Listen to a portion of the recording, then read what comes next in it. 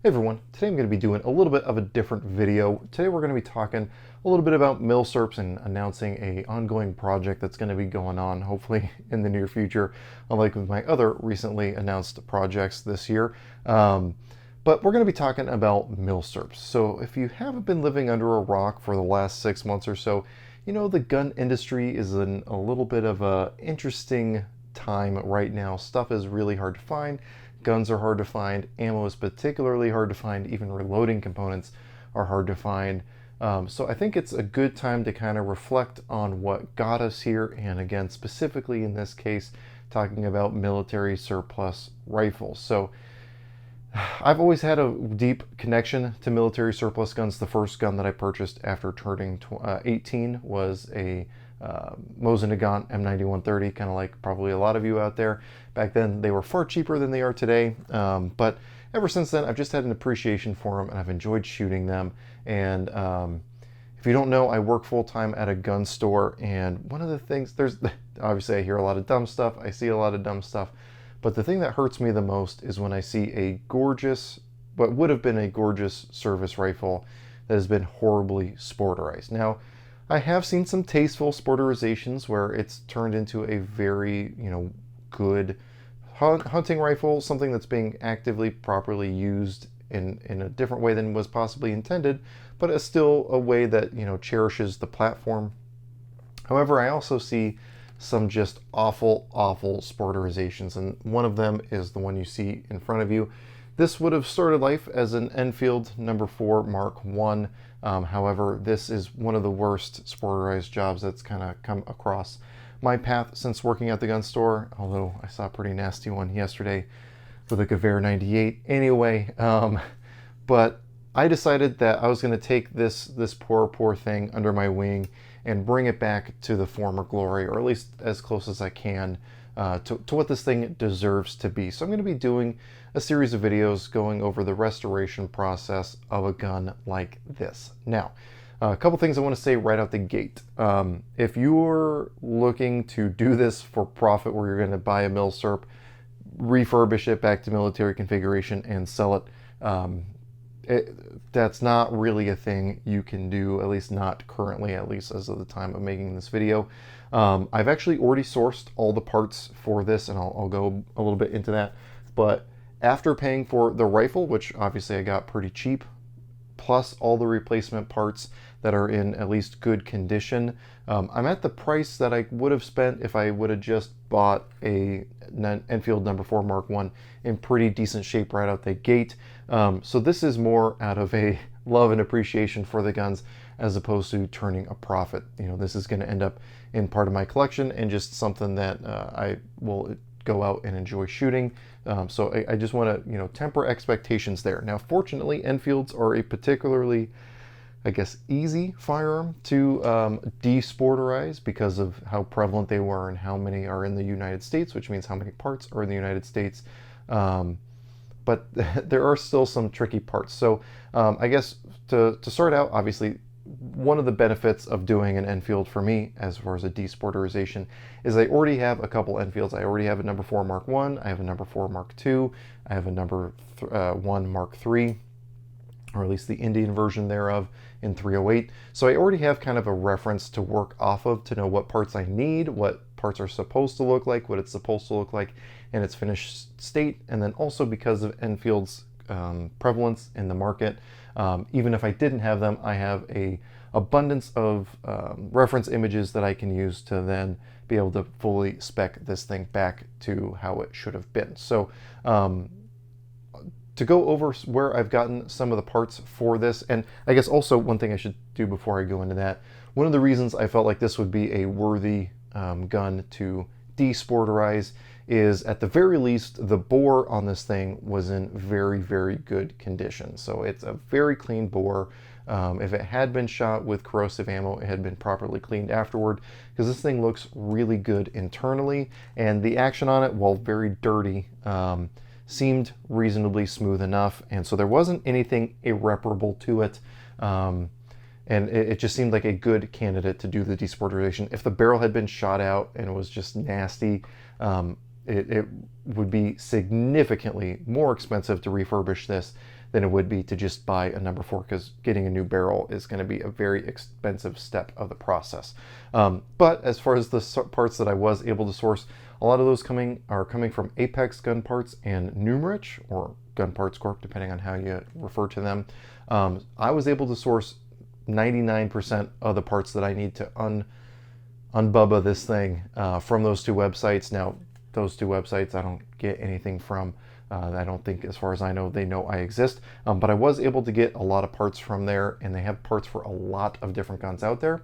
However, the part that seemed to be the most difficult for me to find and the most expensive to source, at least as an individual piece, was something I wasn't expecting, and that was the 4 stock. So for those of you who aren't familiar with Enfields, from the wrist of the gun back here forward, the lower stock is all one piece. That it is not connected to the rear stock back here. Again, from the wrist forward, it's all one piece.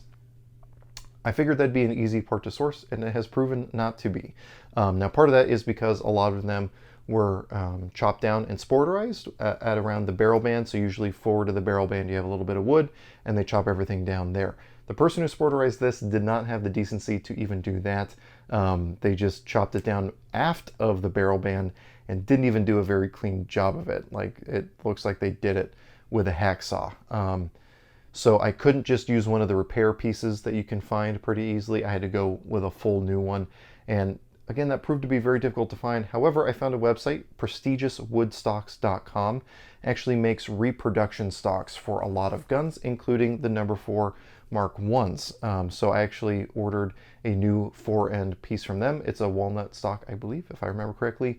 And I'm just going to basically be refinishing it to the other parts that I got to for the upper handguard to desporterize this thing. So I kind of wanted to go over what this thing is like right now, so that we can really watch this thing evolve over time into what will hopefully be a homage to what this thing was originally.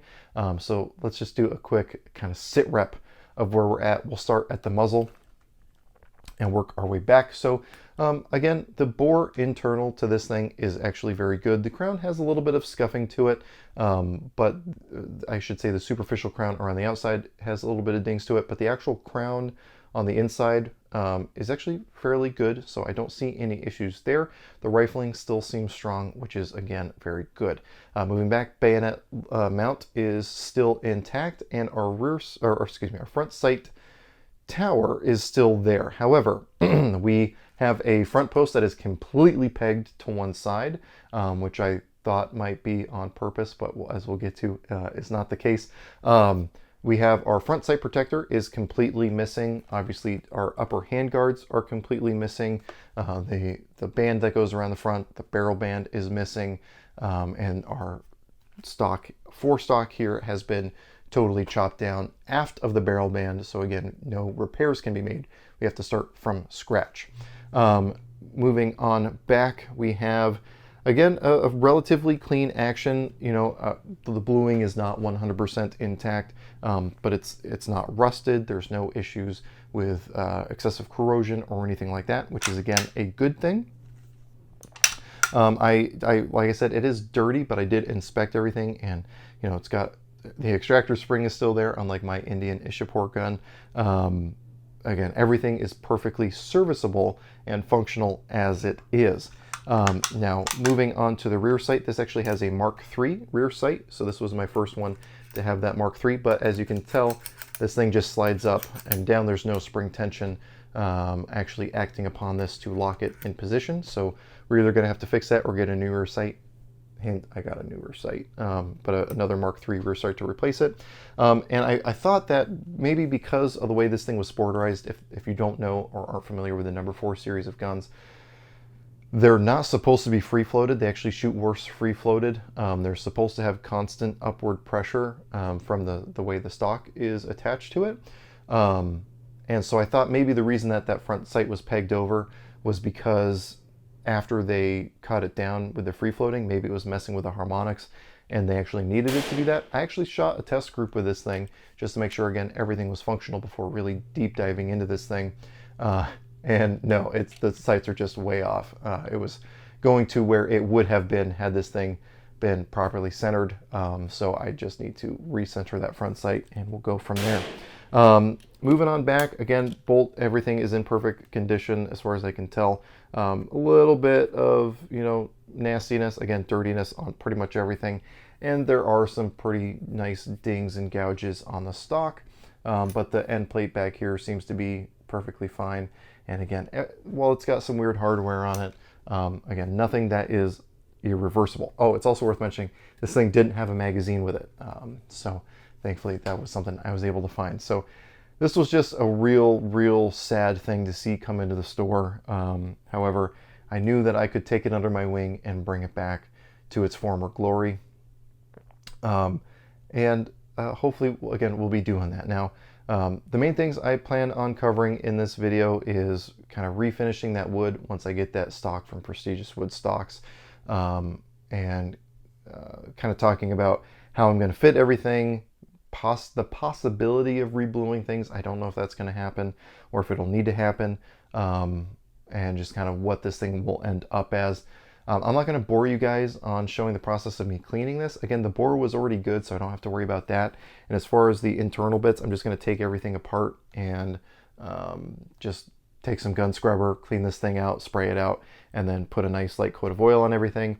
But we are going to have to completely disassemble every part of this thing to be able to get at least like the rear sight off and stuff like that. So if you guys are interested in unbubba'ing guns, hopefully this will be a series of videos you enjoy. Again, there's probably not going to be too many parts to it. Again, there's only a couple real big things that are going to have to happen.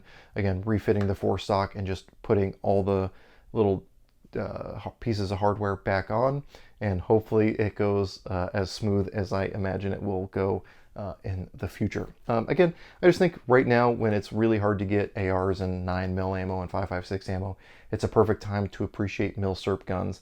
The ammo is still pretty available for milsurp guns right now. People aren't panic buying that as much, and I just think it's a good time to still take advantage of it. And you can even get stuff at good prices. In fact, I'm probably going to make a dedicated video about this, but let me just grab something that's just off camera. So this is a brand new addition to my collection. This is a Carcano M91 TS, or the Troop Special, basically a little carbine version of it. You can get I bought this for 250 bucks.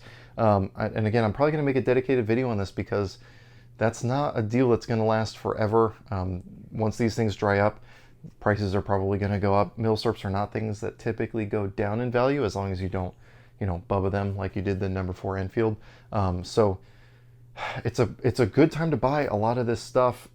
They're very much available, especially these Italian Carcanos. A bunch of them have come into the country recently, so you can get them at a really good price, and it's only going to go up. So even just from an investment standpoint, even if you're not getting it as a shooter, which this thing will be a shooter, it's just something I think is worth appreciating.